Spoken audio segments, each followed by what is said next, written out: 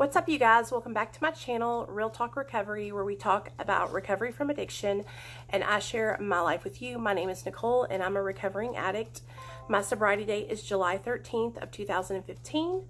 And today, you guys, I want to talk to y'all about alcoholism and drug addiction. But before we get into this video, if you don't mind, do me a solid, give this video a thumbs up. Don't forget to subscribe to my YouTube channel and click the notification bell. That way you will be made aware when I go live and when I upload videos. For those of you guys that are new to my channel, I go live Monday through Friday at 7 p.m. Central Standard Time. And on Fridays, we have Medication Assisted Recovery Anonymous meetings. So I hope you guys will come hang out with us. I really think you'll enjoy it. We have probably the best community on YouTube for recovery. We have the most active recovery community, and everybody and anybody is welcome. It doesn't matter what pathway to recovery you're on, as long as you're on it. So I want you guys to, I want to personally invite you guys to come hang out with us. Okay, so this video idea was sent to me by a very good friend of mine. And I'm not sure if he wants me to share his name, so I'm going to keep him anonymous, but if he ends up wanting me to share it, I'll put it down in the comment section. But he had texted me today and he was talking about, he was asking me the question, why is alcohol so acceptable? Why is it more acceptable to be an alcoholic than a drug addict? Why is drug addiction looked down upon? And so I thought I could share some statistics with you guys and then my opinion. So I am on American Addiction Center's website right now, and I'm going to read some stuff to you guys. And I will link this website down below also. So it says, quick facts on drug addiction. According to the National Survey on Drug Use and Health, 19.7 million American adults aged 12 and older battle a substance use disorder. That was in 2017. Almost 74% of adults suffering from a substance use disorder in 2017 struggled with an alcohol use disorder. So that means over half, 74% of adults suffering with addiction issues were struggling with alcoholism. Okay? About 38% of adults in 2017 battled an illicit drug use disorder. So right here, we're already seeing that alcoholism is more prevalent. Okay, we have higher numbers in alcoholism. Okay, that same year, 1 out of every 8 adults struggled with both alcohol and drug addiction simultaneously. In 2017, 8.5 million American adults suffered from both a mental health disorder and a substance use disorder, or a co-occurring disorders. Drug abuse and addiction cost American society more than $740 billion annually in lost workplace productivity, healthcare expensive, and crime-related costs. Okay? All right, so causes of addiction. Genetics, including the impact of one's environment on gene expression, account for about 40% to 60% of a person's risk of addiction. Environmental factors that may increase a person's risk of addiction include a chaotic home environment and abuse, parents' drug use and attitude towards drugs, peer influences, community attitudes toward drugs, and poor academic achievement. Teenagers and people with mental health disorders are more at risk for drug use and addiction than other populations. Okay, so the whole question was, why does it seem like alcohol is more accepted than drug addiction? And this is all my opinion now, and I'm going to share it with you guys. So, alcohol has been around for hundreds and hundreds of years, okay, since the olden days. And alcohol has always been looked at as a way for people to relax, let loose, socialize after a long day at work. Oh, you work outside, you mow lawns, you're a construction worker, pop open a nice cold beer and have one after your long, hard, hot day at work, right? Or you're a lawyer or doctor or some kind of higher up position of work. Go to the bar, have a shot of whiskey with Coke with your colleagues. Like, it's always been looked at as a way to unwind and socialize, right? It's a social lubricant is what alcohol is. Sorry, my hair's driving me crazy. You guys know how I am. And so it's never been, a lot of people don't look at alcohol and say, well, I'm going to drink that and then my whole life is going to fall apart, okay? It's the way that we have been brought up, the way that alcohol has been marketed to us for hundreds and hundreds of years. Beer commercials, people in general in real life, it's all been taught to us that way. But those of us who are in recovery from addiction and alcoholism, we know that alcohol is just as deadly as cocaine, just as deadly as heroin, just as deadly as benzos, just as deadly as any drug, okay?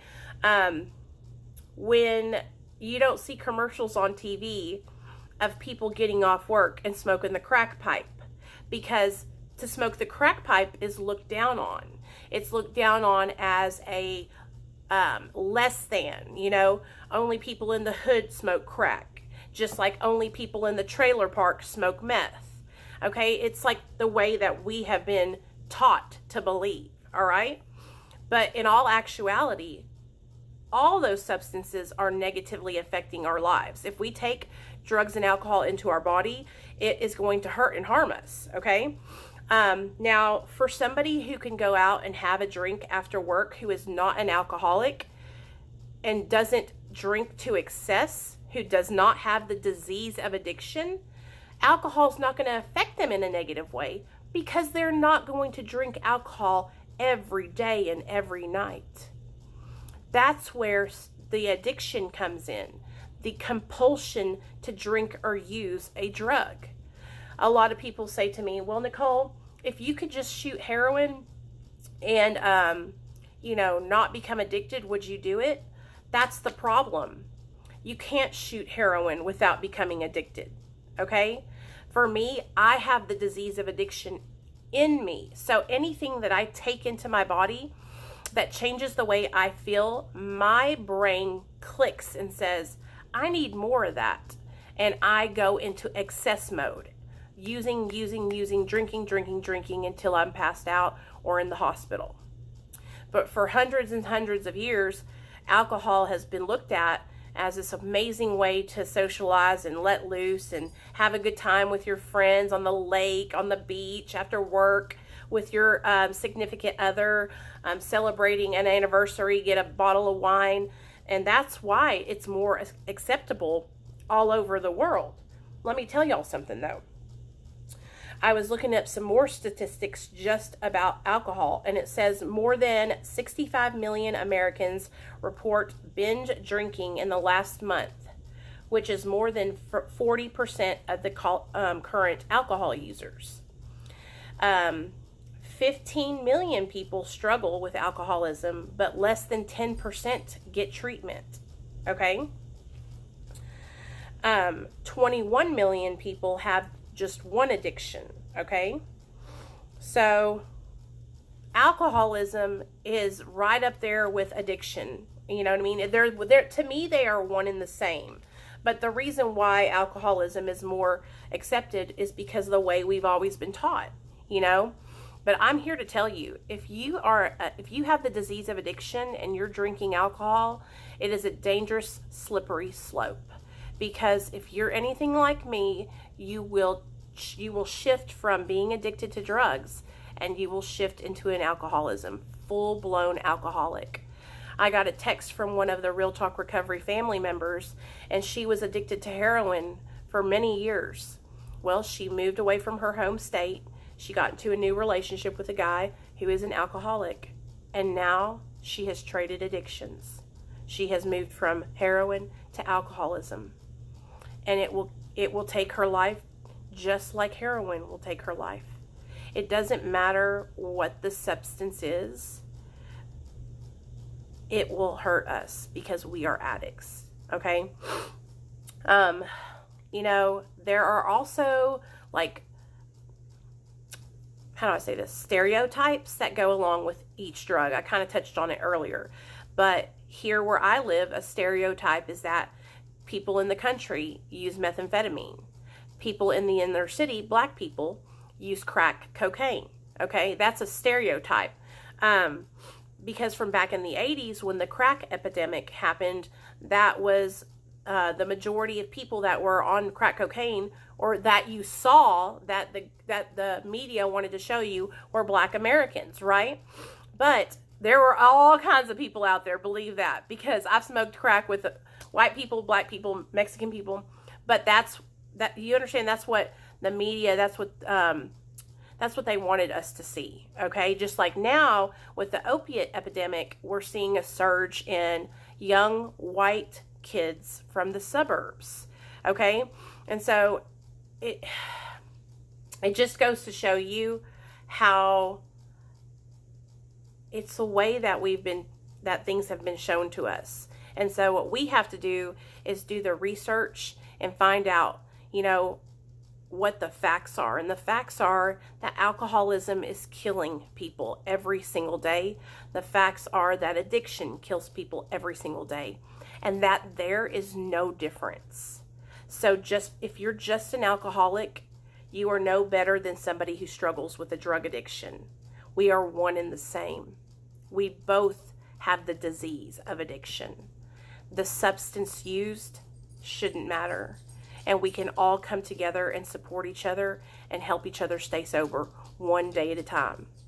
So I thought that was a really good topic to talk about, and I wanted to come on here and talk about it. If he wants me to say who he is, I'll link him down below and shout him out in the comment section. But awesome topic. I really love when you guys send me things that you want me to talk about. So if there's anything else y'all want me to talk about, please comment down below. I will tell you this. I started out with alcohol and marijuana, and then I moved to cocaine, then methamphetamine, then oxy, and it just went up from there. So alcohol was accepted. We were partying. I was young.